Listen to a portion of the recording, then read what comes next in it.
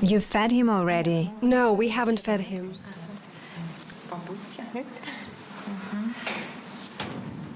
He's all right.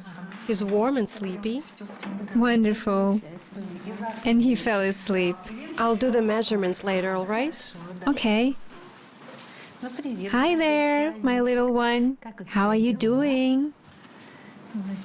You are sleeping now. You don't want to eat yet? You're such a big boy. Let's see who you look like. Your mother or your father? All right, we'll see later. We are planning to spend all our time together. It's very good that this hospital lets moms be in the same room with their children. You get to know the child, learn to communicate with him, take care of him. Together time is very good for mothers. Let's go for a little walk, okay? How are you doing? How about that?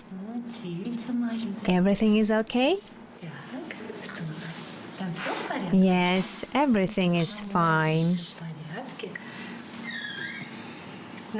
So you'll stay like this for a while? You are so dark, just like your father. He's yawning.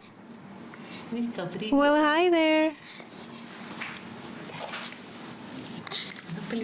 Lie there for a while, get some rest, relax. We'll spend 4 days here together. Did you like it in the baby's room? It's much better here, isn't it?